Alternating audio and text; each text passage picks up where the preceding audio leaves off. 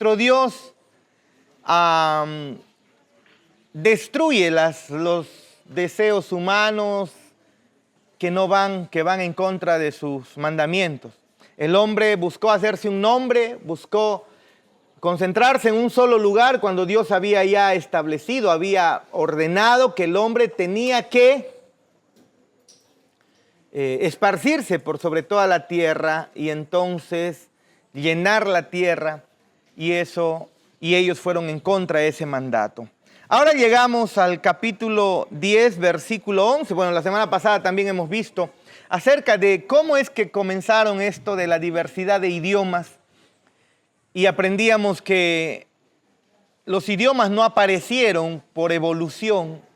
Hemos visto algunas evidencias de los estudios de los especialistas en las lenguas, y ellos no encuentran, aunque en el pasado se creía, así como esta idea tonta de la evolución, donde el hombre evoluciona de un homínido o de organismos tan diminutos y no tan complejos a lo que ahora somos un organismo pues completo, con sistemas y todo eso. De la misma manera tuvieron la idea de que el lenguaje también evolucionó.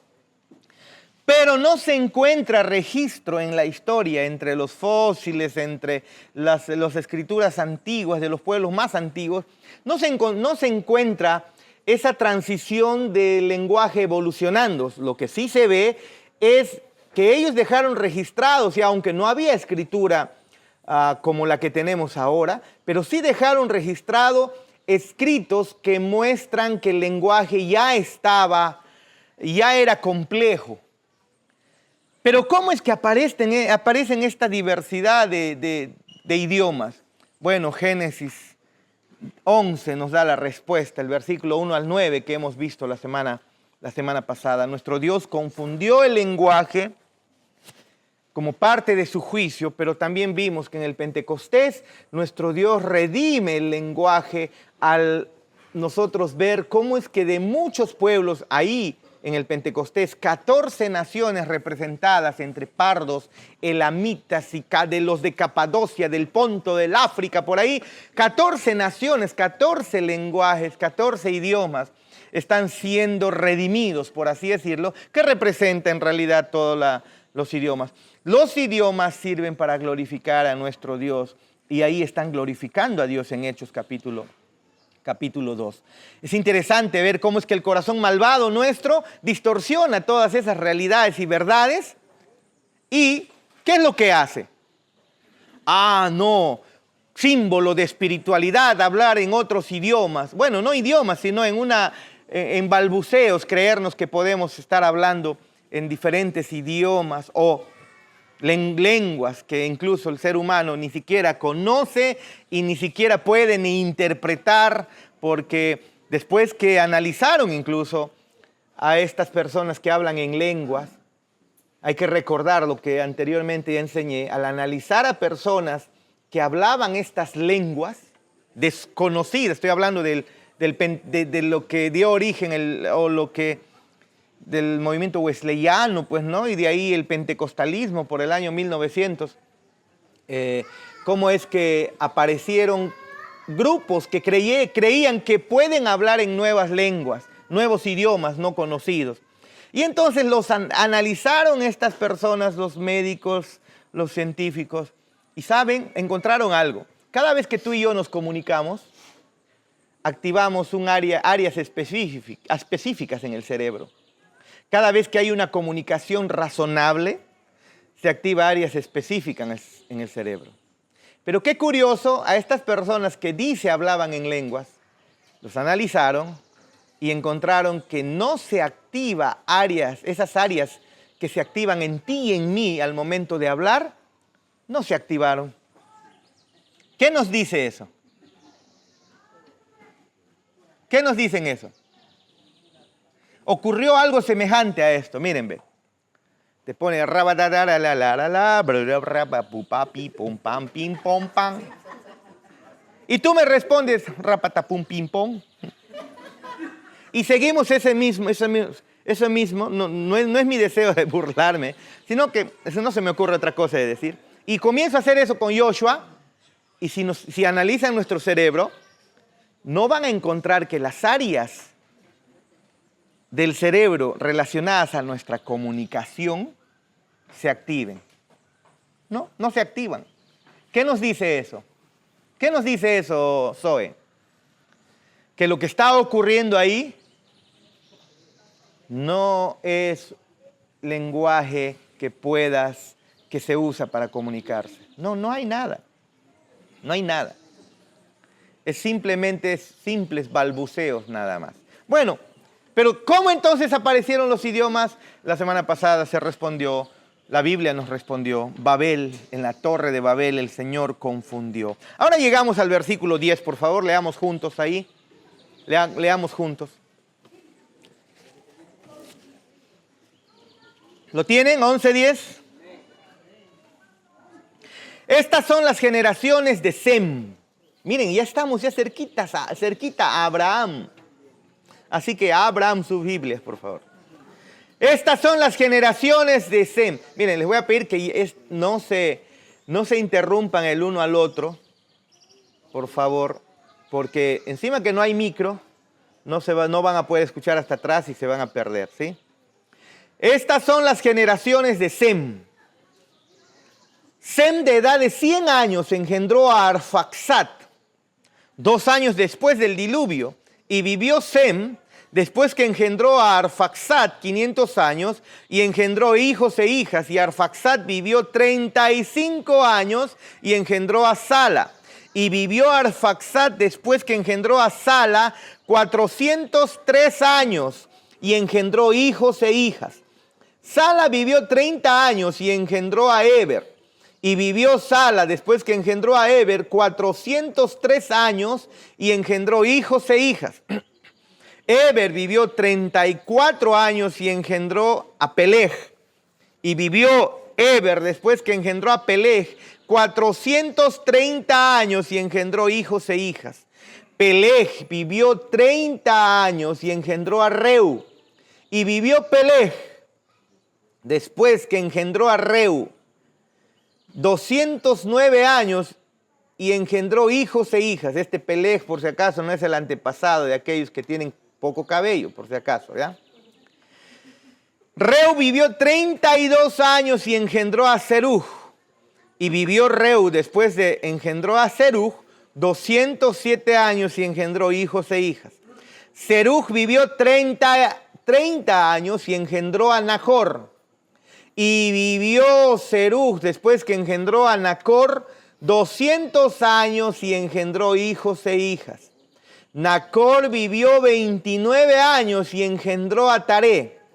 Y vivió Nacor después que engendró a Taré 119 años y engendró hijos e hijas. Taré vivió 70 años y engendró a Abraham, a Nacor y a Arán.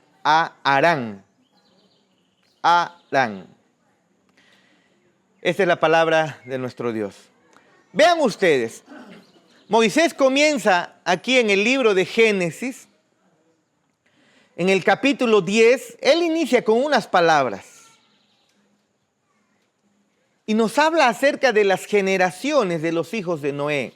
En hebreo, la palabra ahí es Toledot.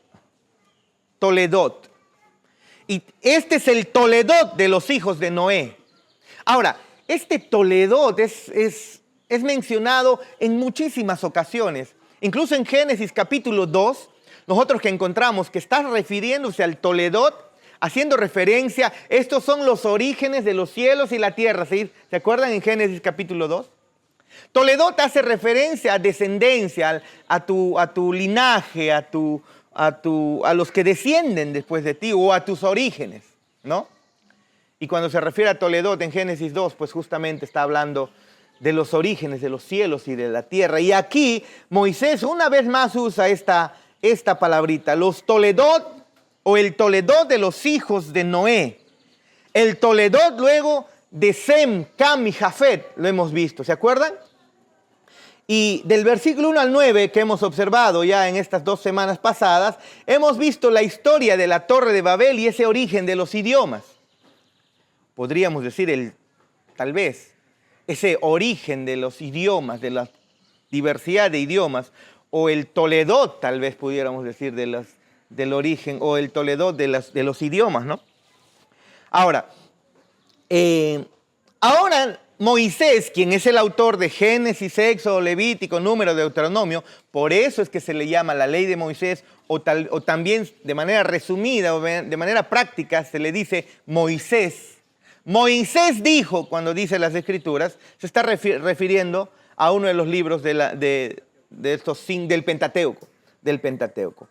Ahora Moisés se va a centrar específicamente en la línea de Abraham, que hasta ahora estamos aprendiendo que su nombre no es Abraham, sino es Abram, nada más.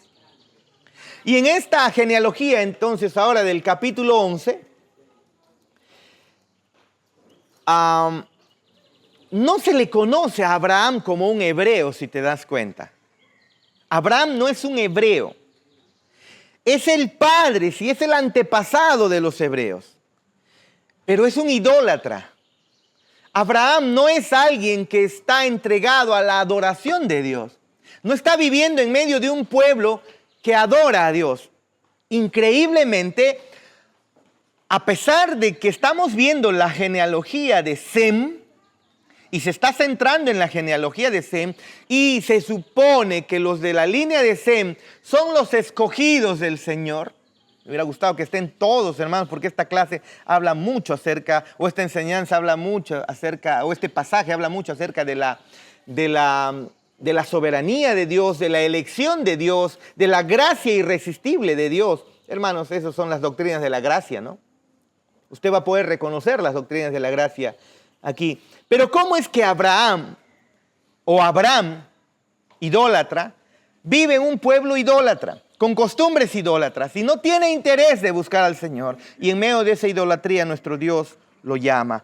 A este personaje que hasta ahora, en este momento, no es ni siquiera, no se le conoce como un hebreo, él termina siendo el padre de los hebreos, el padre de los fieles, el padre en el sentido de ser a quien Dios llama y éste responde por fe para creer en él y confiar en su palabra.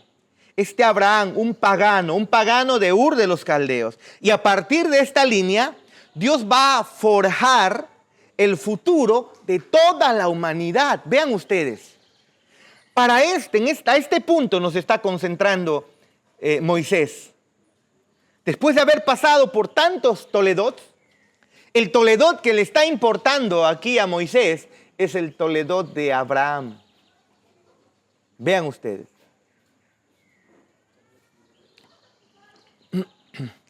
Pero, miren, desde el versículo 10 al 26 se registra esta elección por la gracia y cómo es que Abraham se convierte en el iniciador o en el primer patriarca, ¿no? Que podemos ver de la época patriarcal. Ahora, hay que recordar algo más. Noé llegó a predecir que la descendencia de Dios iba a venir a través de Sem. Y Moisés nos había mostrado eso. Y nos muestra que la fidelidad de Dios siempre permanece. Esa profecía que dio Noé, ¿no? Que a través de Sem vendría entonces esa descendencia de Dios, esa descendencia salvífica, nosotros vemos que se cumple aquí. Dios siempre sigue siendo fiel, nos muestra su fidelidad constantemente. La descendencia de Sem sería la que iba a bendecir a toda la familia. Dios iba a usar a Sem. Y efectivamente, eso es lo que vamos a ver más adelante. Pasa por Sem, llega hasta Taré, quien es el padre de Abraham, y de Abraham es el padre de Isaac. Isaac es el padre de Jacob, y Jacob es el padre de 12 hijos. Y de esos 12 hijos se forma la nación de Israel. Recuerden ustedes que Jacob es cambiado su nombre. Ya estamos más adelante en Génesis. ¿Génesis cuánto? A ver. Cuando Jacob es cambiado su nombre a Israel. Alguien me dijo que estaba leyendo Génesis varias veces. ¿Quién es? A estas alturas estamos leyendo Génesis como 50 veces, ¿ya, hermanos? ¿Nada? Jacob es cambiado su nombre. Y cuando es cambiado su nombre, es cambiado el nombre a Israel. Es un solo hombre llamado Israel, pero de este Israel va a tener hijos, 12 hijos. Mira, extraño, ¿eh? Con 4 mujeres diferentes. Medio raro, ¿no? Hermanos, cuando estudiamos la vida de los hijos de Dios, de los representantes de la fe, nosotros a veces se nos tiene que caer la cara de la vergüenza, ¿no? Porque encontramos que este padre, el padre de la fe, Abraham, quien es mencionado en el libro de los Hebreos, quien es mencionado en el Nuevo Testamento por muchos otros autores, al final tuvo hijos de 4 mujeres. Y de esas 4 mujeres salió el pueblo de Israel. Increíble, ¿no? Increíble. 2 esposas, dos sirvientas de sus esposas y al final 4 mujeres para 12 hijos y luego una sola nación. Todos nacieron ¿de quién? Ahora, hermano, nadie se me quiere dar de Abraham aquí, por si acaso. Perdón, de Jacob. A nadie se le ocurra creerse Abraham o Jacob aquí, ¿sí? Ahora, la genealogía que vemos aquí está comenzando con ese antepasado de Israel.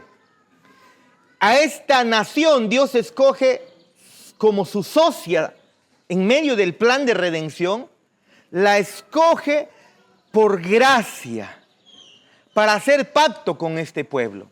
Pero vean ustedes, el antepasado de Abraham son idólatras. No tenían intención de buscar a Dios. Y eso es lo que ocurre contigo y conmigo. No teníamos intenciones de buscar a Dios. Y así es como actúa la gracia.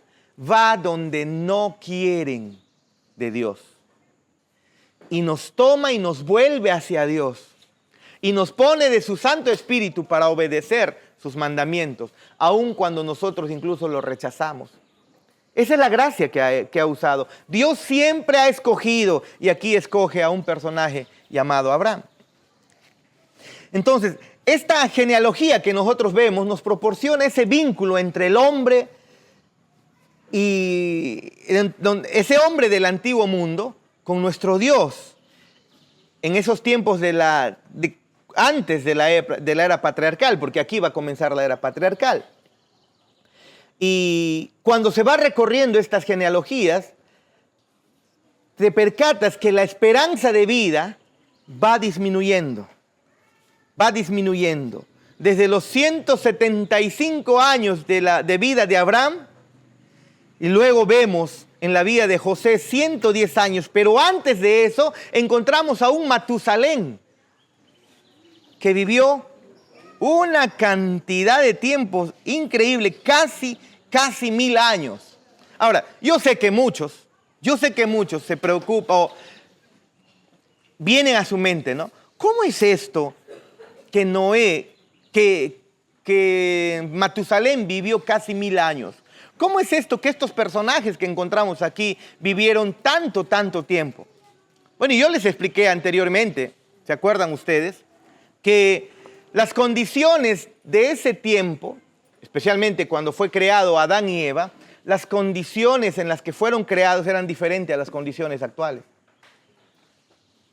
La genética que tenía Adán y Eva, pues era una genética, pudiéramos llamarla como creación, una genética perfecta. Entendemos que no había mutaciones. Entendemos que el ambiente y lo que comían, pues no estaban llena de toxinas, no había contaminación. Vean ustedes. Y entonces el ser humano podía vivir mucho más tiempo.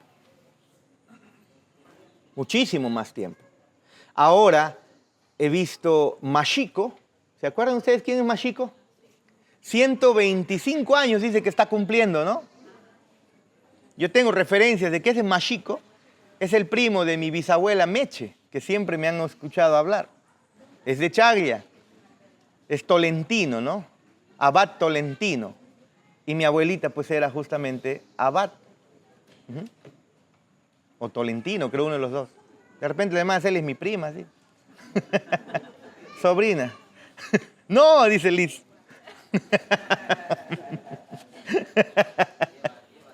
Bien el clavo.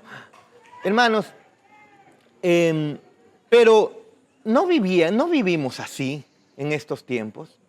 Pero ya les expliqué anteriormente que hay organismos, incluso he encontrado información de que hay ciertas plantas que se reproducen por clonación, que según la ciencia tienen más de 5.000 años, 6.000 años, 8.000 años. Hay tiburones que alcanzan actualmente la edad de casi que entre 250 a 500 años. Increíble, ¿no? Increíble.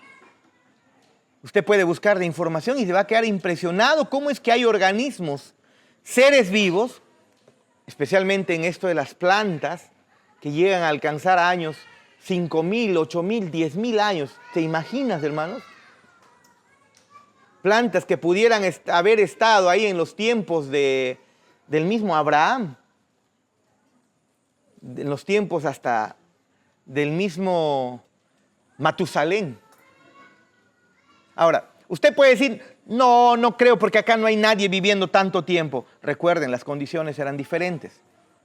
Conforme el pecado entró al mundo, el pecado distorsiona, incluso entiendo, la genética humana. El ser humano se hace susceptible a las mutaciones, a las variaciones y todo eso. Los telómeros comienzan a cortarse, ¿no? Y entonces la edad de las personas, de los cromosomas, y la edad de las personas comienza a disminuir. Así que no es para nada una locura lo que estamos leyendo, por si acaso. No es para nada una locura. Hay organismos vivos que logran actualmente alcanzar muchísimos años de vida, pasando los 1.000 años. Y nosotros no somos diferentes a los seres vivos hablando de materia organizada. Somos incluso materia organizada superior comparado a esos protozoarios o a esas plantas y animales. Pero nuestro Dios ordenó que la vida de cada una de las personas comience a disminuir. Y eso es lo que nosotros encontramos acá, al punto que cuando llegamos a la vida de José, José tiene 110 años. Moisés vive 120 años. Pero luego Moisés mismo va a decir en el Salmos 90, porque el Salmos 90 se atribuye a Moisés, que la esperanza de vida promedia en la época de Moisés era de 70 u 80 años. Y eso es prácticamente la esperanza de vida que hay en estos tiempos. A veces yo bromeo y digo, ¿llegaré a la edad del hermano Samuel? ¿Llegaré, Dios mío? Una pequeña saltada y ya estoy queriendo desmayar en la noche. Así que esas largas vidas vemos cómo es que se están reduciendo a medida que vamos entrando a la edad patriarcal, ¿no? Así que en Génesis 11 hay un marcado contraste. Por un lado, lo que nosotros vemos es una rebelión de parte del hombre, que luego Dios lo conduce al juicio divino a través de esa dispersión. Pero luego, en ese Génesis del 1 al 9, estamos observando eso, pero luego en la segunda mitad de Génesis vemos que la gracia divina, a pesar del juicio, nos va a conducir al llamado de Abraham o Abram. Un llamado que brinda esperanza a la humanidad, un llamado que brinda esperanza a las naciones y trae incluso salvación a los perdidos. Recuerda, no nace de un pueblo que busca al Señor, nace de un pueblo idólatra, y eso es muy importante que quede marcado en nuestra mente. El llamado de Abraham viene desde un pueblo idólatra. Así como tú comprenderás. Así quería decir, así como tú y yo, perdón. Despierten, quiero que se despierten. Yo sé que no hay tengan por favor un poco de paciencia, ¿sí? Voy a tal vez hacer uso de algunos recursos para que usted preste atención, pues. Y ese es mi deseo, no es otra cosa más. Entonces, así como tú y yo idólatras. No, pastor, yo he sido niño, desde niñito podría decir Joshua. Yo era el apostolito. Nunca he ido a la iglesia católica. No. Joshua muestra también idolatría en su corazón, de la cual tiene que estar desprendiéndose constantemente. Y así somos todos. Entonces, a través de Abraham, nuestro Dios va a comenzar a mostrarnos la esperanza que tienen los perdidos, las naciones en general. Y eso es lo que vemos. Cuando llegamos a Génesis 12 y comenzamos a escudriñar, y lo haremos más adelante, vamos a ver la importancia de las naciones. ¿Cómo es que Dios se preocupa de las naciones a través de la vida de Abraham, cuando ya nuestro Dios le ha cambiado de nombre?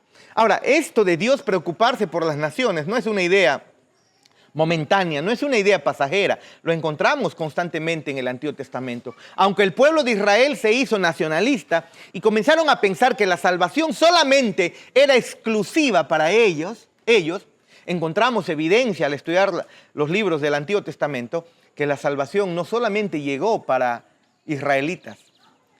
Encontramos prostitutas, encontramos idólatras, prostitutas que fueran fuera del pueblo de Israel. La prostitución en el pueblo de Israel estaba prohibida, pero encontramos prostitución de otros pueblos y cómo el Señor salva incluso a mujeres que estaban caminando de una manera contraria a la ley de nuestro Dios, siendo de otras naciones. Y entonces nuestro Dios está llamando a las naciones a salir de su idolatría y buscar al único Dios verdadero. Y eso es lo que vamos a ver a través de la vida de Abraham. Abraham mismo ha sido llamado a salir de esa idolatría y ahora él se va a convertir y se convierte en el padre de los patriarcas, en el padre de la nación de Israel. Y vemos nosotros que eso nuestro Dios solamente lo está haciendo a través de su gracia. Por su gracia nos muestra Moisés, nuestro Dios llamará a este hombre. Y entonces de eso se va a centrar. Desde el capítulo 12 en adelante, se va a centrar justamente, y incluso todo el Antiguo Testamento, ¿no?, en el linaje de ese personaje, Abraham. Ahora, ¿qué podemos ver hasta este momento? Hasta este punto inicial. Nuestro Dios elige. Nuestro Dios siempre elige. Y su elección es por gracia. Noé, recuerden ustedes, ya había llegado a predecir que la bendición vendría por la línea de Sem. Y su cumplimiento lo vamos a ver acá. Y estamos llegando al llamamiento de Abraham. Y cuando se observa entonces ese linaje de Sem, hay idólatras en este linaje de Sem. Ellos están en Ur de los Caldeos. Usted debe recordar que Ur de los Caldeos es un pueblo muy pagano. Ellos adoraban a la luna. Los nombres incluso que encontramos acá manifiestan que estos hombres están adorando a la luna porque están poniendo justamente el nombre de su dios, de su diosa, la luna. Estos son idólatras. Taré, la familia de Adán, Taré y su familia, la familia de toda Taré es idólatra. Son paganos. Pero vean ustedes cómo nuestro Dios escoge esa elección divina, esa gracia soberana, eligiendo, lleva al establecimiento de Abraham, a convertirlo en un hombre de fe, de tal manera que todo israelita lo llama Padre Abraham. Este hombre va a dejar su familia, va a dejar su país y va a ir a la tierra de Canaán. Y eso deben recordar los que por primera vez están llegando a estos textos. Van a dejar la tierra pagana y se van a ir a otra tierra pagana llamada Canaán. Pero Canaán, nuestro Dios dice que deben poblarla e eliminar la idolatría de Canaán. Más adelante sabremos que esta es la tierra prometida, la tierra de Canaán. No sé qué quiere hacer Trump con Canaán, ¿no? Especialmente con la franja de Gaza, pues, ¿no? Pues justamente esa es la zona de Canaán, la franja de Gaza, la zona de los filisteos. Y Trump quiere, no sé qué locuras quiere hacer por ahí, ¿no? Se vienen, parece, cosas bravas, ¿no? Porque siempre ha habido conflictos en esa zona. Terroristas musulmanes, los israelitas, las naciones protegiendo a Israel, otras protegiendo a los palestinos, en fin, o a los musulmanes. No sé qué va a ocurrir por ahí. Pero vemos esa lista de nombres y de hombres que descienden desde Sem hasta Abraham, y nosotros podemos pensar, a partir de estas genealogías que estamos viendo, que cómo una línea idólatra puede estar en la mente de nuestro Dios. Pero en medio de esto, no se está tomando en cuenta la línea de Jafet ni la línea de Cam. Aunque ya se habían mencionado, pero no se están mencionando esta línea. Es más, en la misma línea de Sem se han mencionado varios personajes, pero se está centrando en una línea en particular. Vea usted, entienda, Dios siempre elige y deja de lado otras líneas. Vea usted. Los menciona. No es que no le importe, porque las otras líneas genealógicas van a ser bendecidas a través de Dios escoger a un personaje. Abraham. ¿Te das cuenta de eso? Así que para aquellos a quienes les incomoda esto de la elección soberana de Dios, eso es lo que encontramos en las Escrituras. Es más, parte de lo que significa estudiar el libro de Génesis es entender que de lo que trata el Génesis es de la soberanía absoluta de nuestro Dios. Así que en el pasaje que vemos, la elección de nuestro Dios está triunfando en medio de la idolatría, porque Abraham es llamado a salir de esa idolatría y lo llama por elección, lo llama por gracia. El pasaje no te deja ver, los pasajes que vienen no te dejan ver que Abraham está buscando de Dios. Es Dios quien lo está llamando. Es Dios quien lo está llamando a salir, a dejar su tierra, su parentela, para adorarle a Él, para ir a otro lugar alejado de la idolatría. Aunque está llegando a un pueblo idólatra, Él tiene que eliminar, su descendencia tiene que eliminar esa idolatría. Ahora, cuando vemos el versículo 27 al 32, vemos a toda la familia, más adelante, a toda la familia de Taré saliendo de Ur de los Caldeos y se dirige a Aram. Recuerda, Abraham, Taré, la familia de Taré vivía ¿dónde? Ur de los Caldeos. Por historia sabes que son idólatras. Ok, salen de Ur de los Caldeos y entonces Taré está rumbo a Canaán. Pero curiosamente, o se están dirigiendo a Aram, pero curiosamente no llega Taré, ¿no? No va hasta Canaán, se queda solamente en Taré. ¿Por qué es que Taré escapa o tal vez sale de su tierra de donde él estaba acostumbrado a estar? Bueno, tal vez, por historia sabemos que alrededor de del año 2000 antes de Cristo, Ur de los Caldeos fue atacada por los elamitas.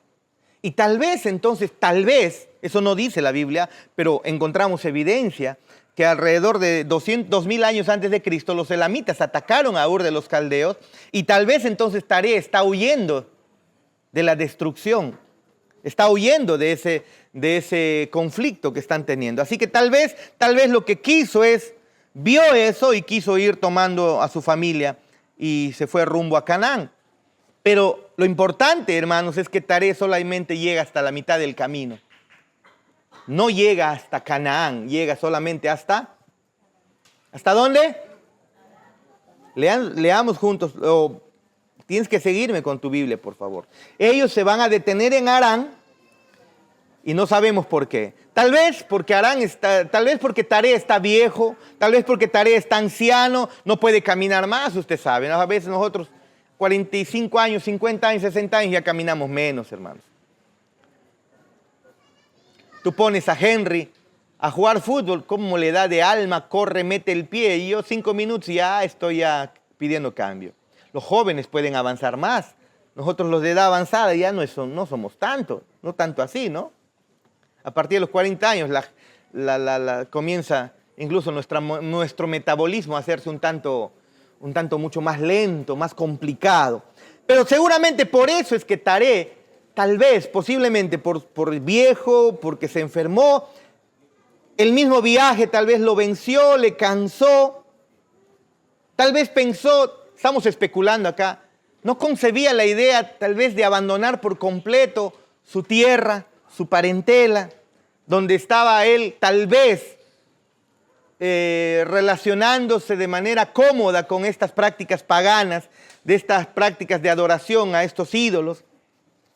Tal vez las relaciones con ese entorno idolátrico para él era importante.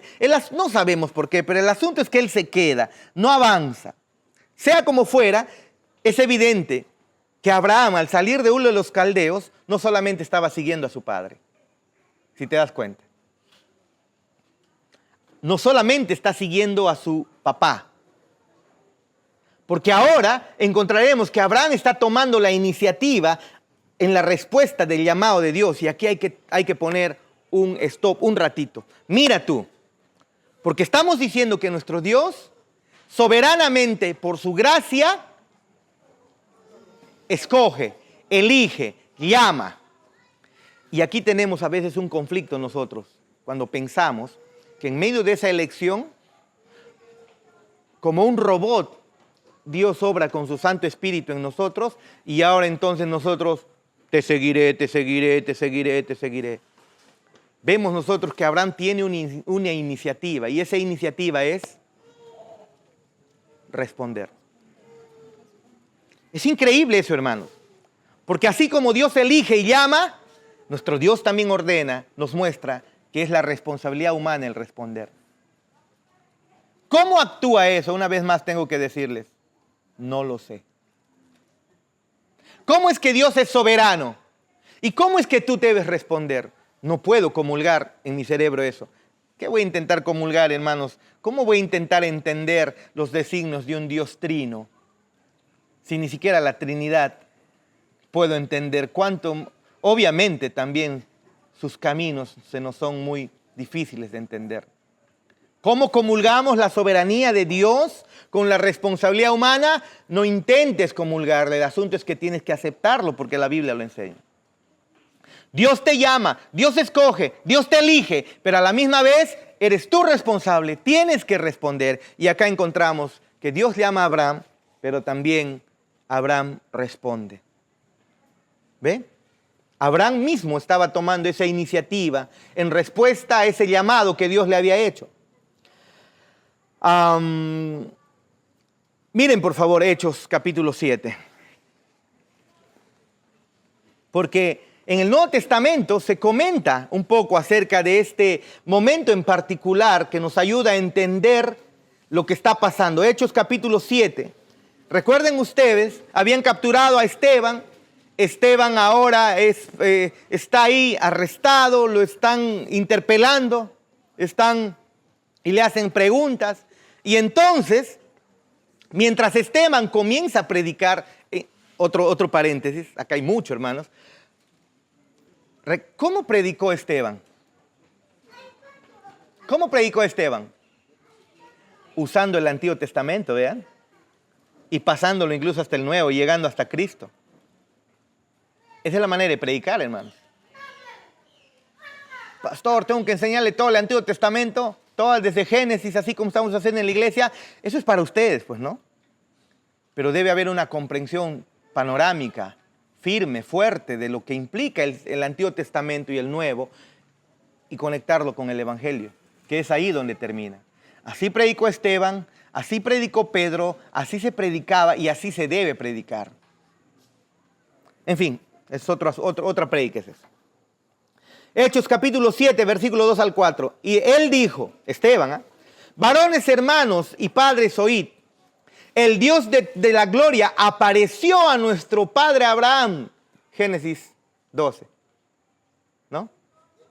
¿Ve cómo está conectando con el Antiguo Testamento? Estando en Mesopotamia, incluso Génesis 11. ¿No?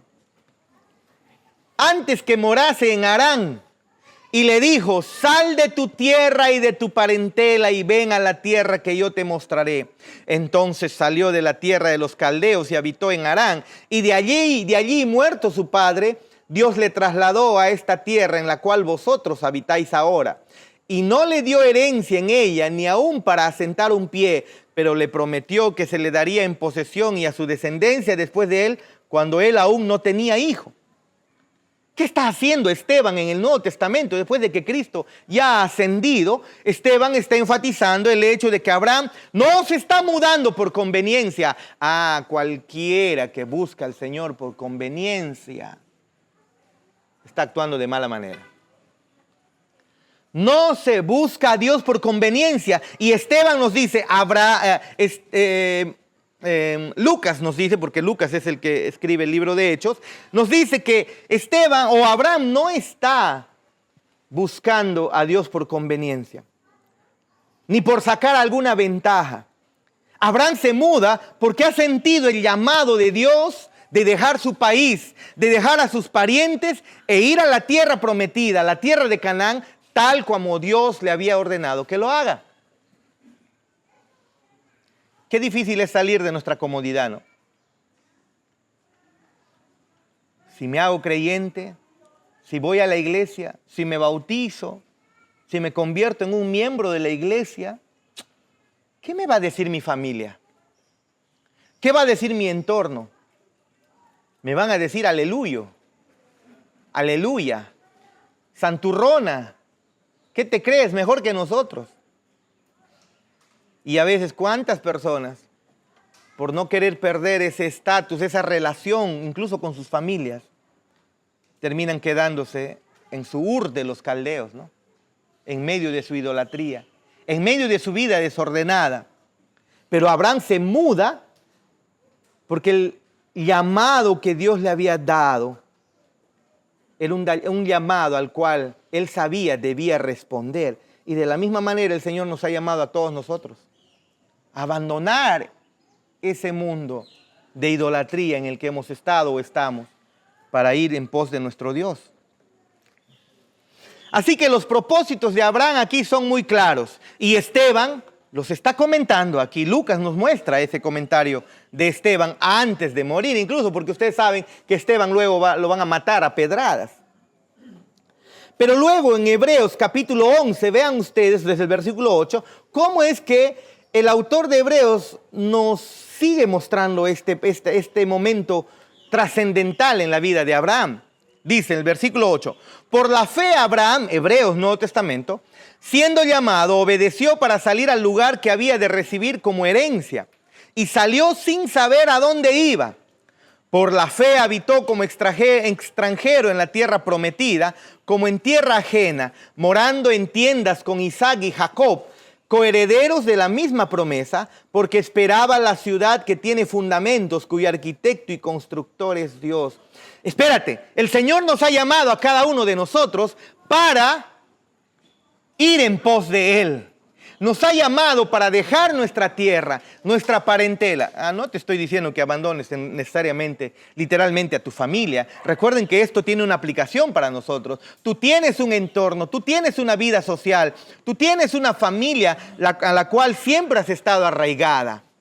Pero cuando el Señor te llama a servirle y la familia y tu entorno social incluso es un obstáculo, ¿qué vas a hacer?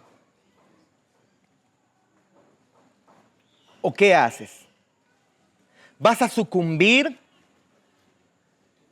a ese temor de abandonar lo cómodo de tus relaciones con tu familia, con tus amistades? ¿Vas a sucumbir a ese temor de cambiar tus hábitos a los hábitos que al Señor le agrada? Bueno, aquí el autor de Hebreos, algunos piensan que es Pablo, algunos piensan que no, dice que tanto Abraham, Isaac como Jacob estaban pensando, tenían en mente una ciudad verdadera cuyos fundamentos, cuyo arquitecto y constructor es Dios. Es la morada con Dios para siempre. ¿Eso es tu deseo al venir acá a la iglesia? ¿Eso es tu deseo al buscar al Señor?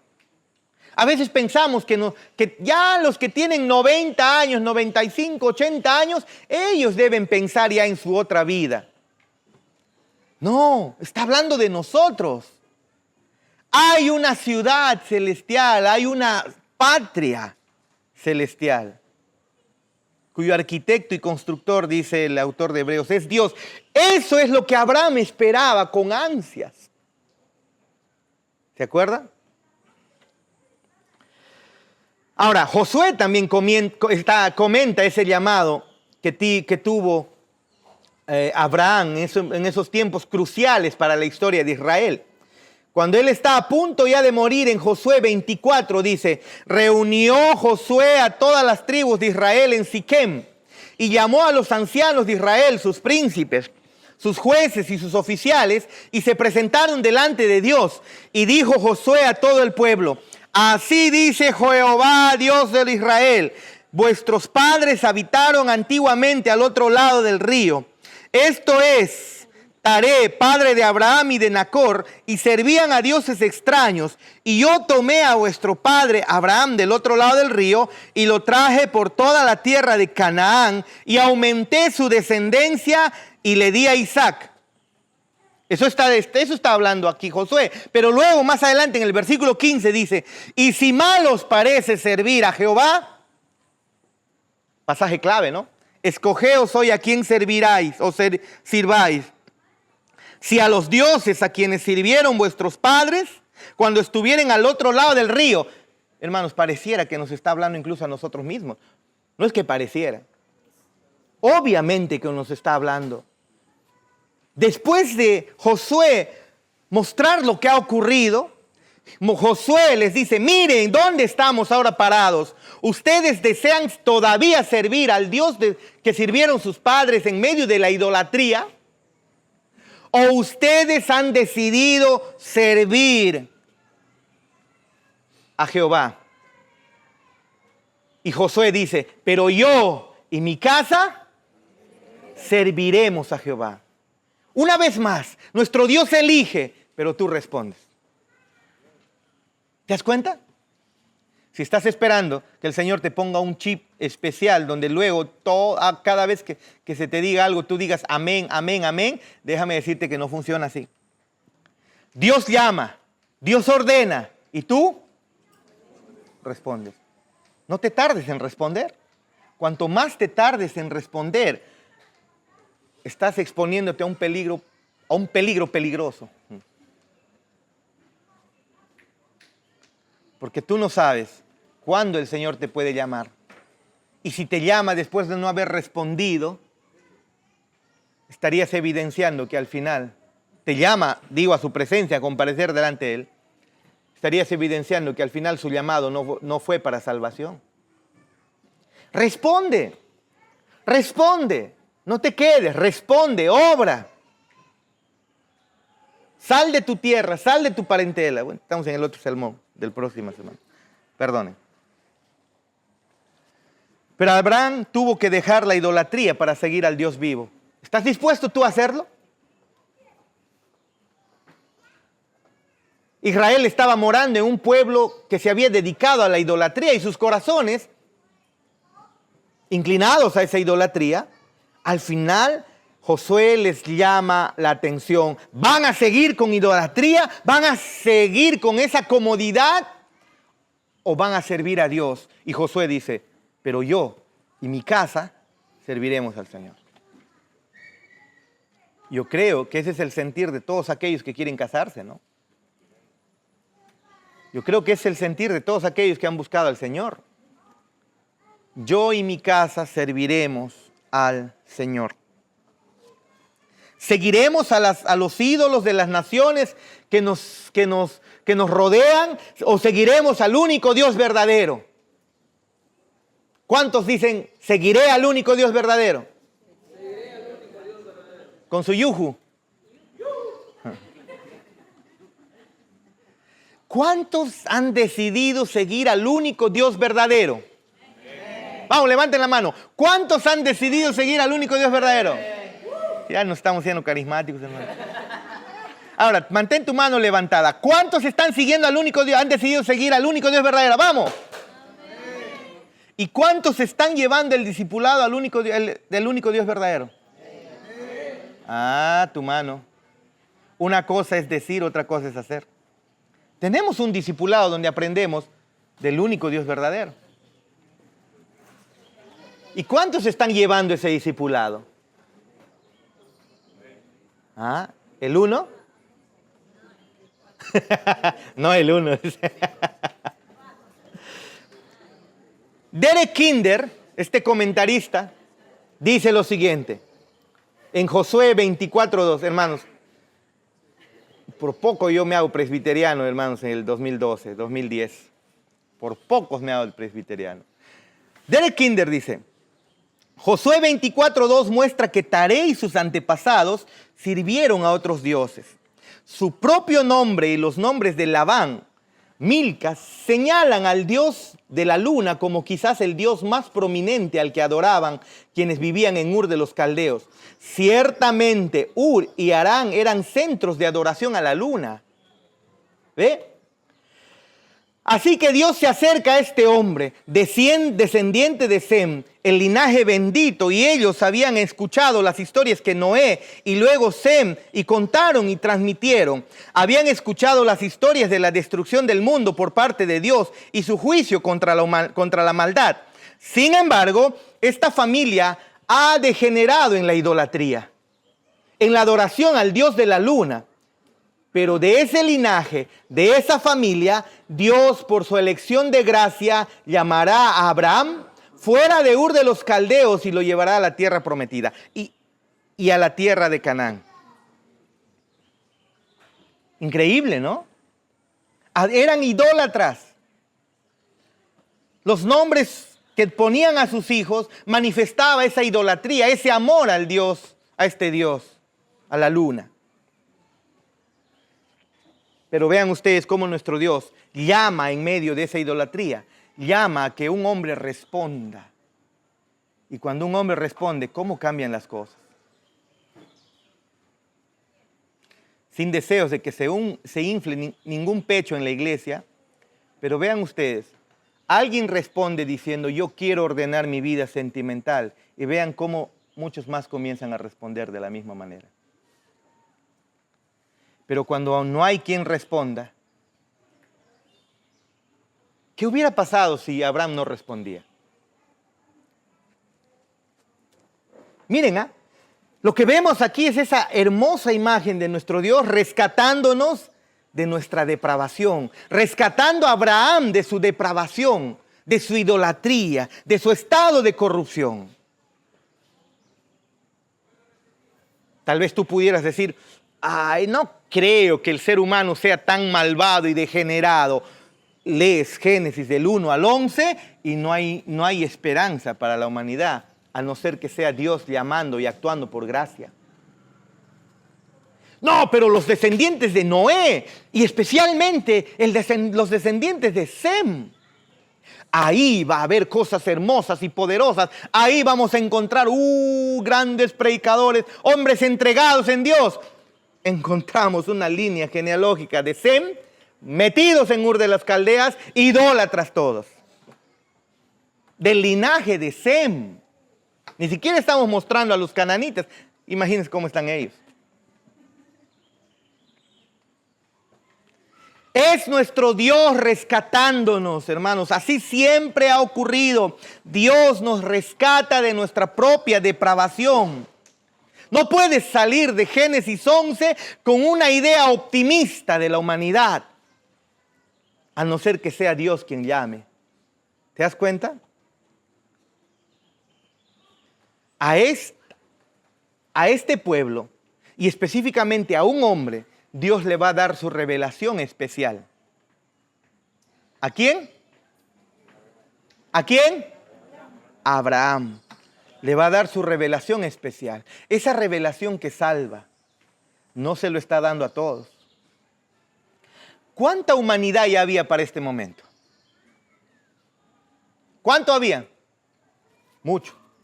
Ya habían pueblos establecidos. Y Dios visita a uno. No pienses, no te sientas mal cuando veas que somos pocos. No significa que debamos quedarnos con brazos cruzados y no invites a otros a conocer del Señor. No sabes hacer, no sabes enseñar todavía, no sabes predicarle, tráelo a la iglesia. Llévalos a los discipulados. Comunícate con los líderes, conmigo, para poder visitar a esa persona, hablarle de Cristo. Pero tienes que hacer algo. Esa revelación de gracia, su revelación de su juicio, la revelación que Dios ha dado especial, se la ha dado a hombres y mujeres que luego respondieron y dieron testimonio fiel. Y así lo había hecho, pero Dios con estos hombres. ¿Pero en qué terminan? Degenerados, idólatras, siendo descendientes de Sem incluso. No podemos decir que solamente estos eran buenas personas. El Señor habrá visto que ellos algo bueno tienen. Y entonces, Dios de esa línea de idólatras, Abraham era algo especial y entonces Dios lo arrebata a Abraham, lo saca de ahí y lo convierte en el padre de los fieles porque Abraham tenía algo especial. No, Abraham era idólatra y de un idólatra Dios lo convierte en el padre de todos los fieles. No podemos nosotros menospreciar a nadie. A veces ves al borracho más borracho. A veces vemos al representante del último Inca, ¿no? Ayahuasca, bien borrachos por ahí. Y podemos pensar, es un chiste, hermano. No voy a buscar en la historia de quién fue Ayahuasca, ¿no? Y podemos decir entonces, podemos pensar entonces que no tienen esperanza. No, aquí hay uno que parecía no tener esperanza. Y Dios obró en él cuando él respondió. ¿Ve? Así que el génesis del linaje de Taré lo estamos viendo aquí. Y los propósitos de Dios, increíblemente. Taré comienza su historia familiar, comienza con un éxodo, sale de Ur de los Caldeos. Interesantemente, la historia del pueblo de Israel también tiene un éxodo, saliendo de Egipto. Taré sale de su Ur de los Caldeos, de la idolatría, porque Dios lo llama, y ahora nuestro Dios, más adelante, cuando lleguemos a Éxodo, en el año 3580, porque falta mucho para Éxodo, ¿no? Cuando lleguemos a Éxodo, hermanos, veremos que nuestro Dios también llama al pueblo de Israel a salir de esa idolatría e ir al desierto. El patrón es el mismo. Dios te llama a salir de tu lugar donde estás cómodo, pero en medio de un mundo pagano. ¿Te das cuenta de eso? No te estoy diciendo que vengas y te mudes arriba a Machu Picchu conmigo.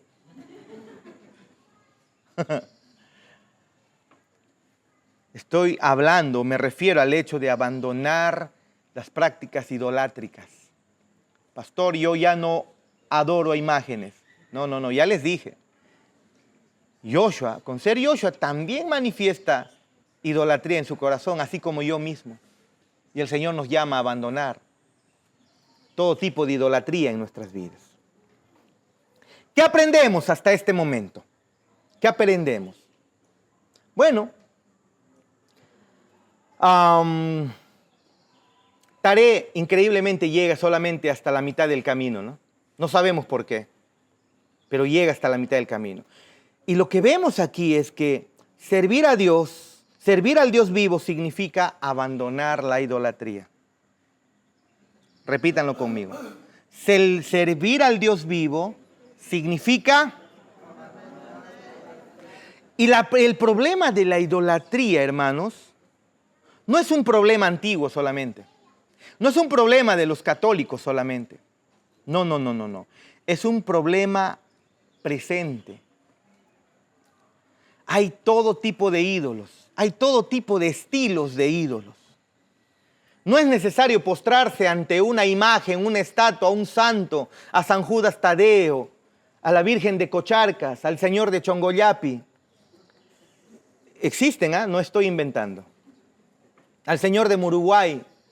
No es necesario que te postres ante Buda, ante Abraham, qué sé yo, ¿no? Osiris, Semiramis, qué sé yo, cuántos dioses que existen inventados. No es necesario que hagas eso. No es necesario hacer eso. Cada vez que nosotros cedemos a los patrones de pensamiento de nuestra época, cada vez que sucumbes al sistema de pensamiento contrario a las Escrituras, tú comienzas a pensar como el mundo, tú al hacerlo eres un idólatra. Pastor, ¿qué de malo tiene tener enamorada? Idólatra. No, pero yo no adoro a nadie. Estás cediendo ante los patrones del mundo. Pastor, ¿qué problema tiene probar antes del matrimonio? ¿Y qué tal si no me congenio? Son los patrones del mundo. Estás siguiendo lo que tú piensas, lo que tú crees. En última instancia, tú eres tu Dios. Y ese Dios tuyo debe ser adorado, debe ser servido, debe ser complacido. Te conviertes en tu propio Dios. Pastor, ¿cómo me voy a someter a mi mujer? Diré a mi marido. Espérense, la Biblia incluso dice, someteos los unos a los otros. ¿Ah? Hay un sometimiento, obviamente, que también debemos tener los unos a los otros. Y luego se explica ese sometimiento, ¿cómo va explicándose mayormente? Las mujeres sometidas al marido. ¿Por qué? ¿Quién te crees tú? Pastor, tú no conoces a mi marido. Ese no es cabeza hueca, ni cabeza tiene.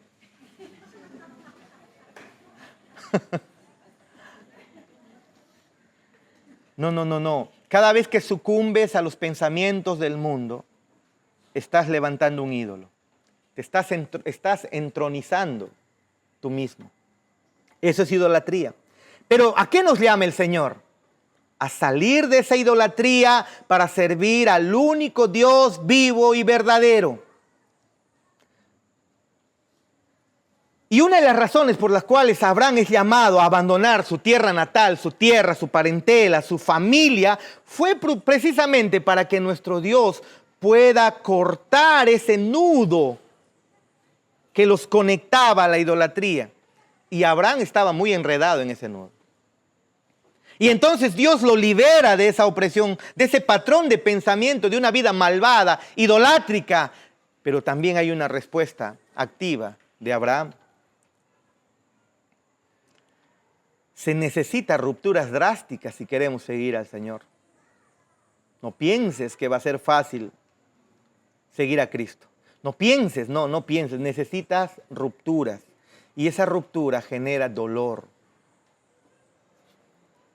Pero ese dolor al final el Señor lo transformará en gozo, gozo verdadero. Gozo verdadero. ¿Cuántos de ustedes han tenido que lidiar con familiares que se han burlado? Y se ha necesitado incluso una ruptura drástica con ellos. No estoy diciendo que dejen de ser tu familia o que ya no los ames o que dejes de vivir con ellos. Me refiero a esa ruptura en esos patrones que ellos seguían, los cuales tú decidiste no hacerlo. Cuando te acercaste y le dijiste, lo siento, yo ya no comparto esas actividades. Perdóname. Ahora he decidido seguir a Cristo. Hay una ruptura. Vamos al Happy World. Siempre me pregunto, ¿hay Happy World todavía? Porque más lo que se escucha es Monteprado, Recabarren House. Ah, la hermana tiene los cocos, ¿no? Ah, en Afilador, ¿no? Los cocos. Cuidado, hermana. Y si tuviera tiempo. Es broma. Ah, la piscina nomás. Hermanos, se necesita decisiones para seguir al Señor. Cambios de vida que al final muestren que nuestro cimiento es Cristo. Y cuando Dios llama a Abraham, le llama a abandonar esos patrones de conducta, patrones de idolatría. Pero también este pasaje, para terminar, nos recuerda una vez más que nuestro acercamiento a la presencia de nuestro Dios que nos ha salvado no puede ser por nuestro propio esfuerzo. Jamás va a ser por nuestro propio esfuerzo. No va a suceder así. Mira, Lo que encontramos con la Torre de Babel. En su propio esfuerzo quisieron hacerse un nombre y en su propio esfuerzo ellos estaban alejándose a Dios. Dios tiene que escoger, Dios tiene que elegir. Y por gracia es que Dios lleva a Abraham a Canaán. Es por gracia que Abraham se convierte en esa línea de bendición. Y eso es maravilloso. Llamados a salir de la idolatría para convertirse al final en aquellos que serían los representantes de la fe. Eso es hermoso. Si Dios te ha llamado, ¿qué debes hacer? ¿Cómo debes actuar? Respondiendo. Y date cuenta, esa gracia que se te ha sido dada a ti, no es porque eres mejor que los demás. Abraham no era mejor que los demás. No te creas mejor que tu mamá, tu papá, tu abuelito. Esos borrachos, ahora sí yo agarro mi Biblia, santo es el Señor. Esa no es la manera de actuar. Es verlos con dolor, con misericordia y comenzar a vivir de tal manera que ellos puedan decir, como dijo Ronald un día, ¿no? Yo quiero lo que mi mamá tiene. Eso me comentaba Ronald. Vio a su mamá que había cambiado su perspectiva, su visión del mundo. Su cosmovisión era otra. En medio de los problemas fuertes, sirvo al Señor. Gracias, Dios. Y entonces el hijo que estaba caminando por ahí observa, yo quiero lo que mi mamá tiene. Así actuamos, hermanos. Es la respuesta que debemos dar al Señor. Y entonces, Josué les dice al pueblo de Israel más adelante, deténganse, recuerden su pasado, recuerden nuestro pasado idolátrico, recuerden de dónde el Señor nos ha sacado, recuerden qué terrible es servir a dioses ajenos. Pero yo y mi casa serviremos al Señor. No continúen con este ciclo de pecado, está diciendo. No, más bien aléjense y busquen seguir al Señor como yo lo estoy haciendo, dice Abraham, dice Josué. Como iglesia bíblica Gracia y Verdad, obviamente este pasaje también nos llama a nosotros a meditar en dónde estamos parados. ¿Todavía estamos en Harán? Sin llegar a donde el Señor nos ha ordenado, que es el lugar donde fluye leche y miel en obediencia, o todavía estamos en Ur de los Caldeos disfrutando de la idolatría. Abraham decidió escoger, obedecer. ¿Qué escoges tú? Pongámonos de pie.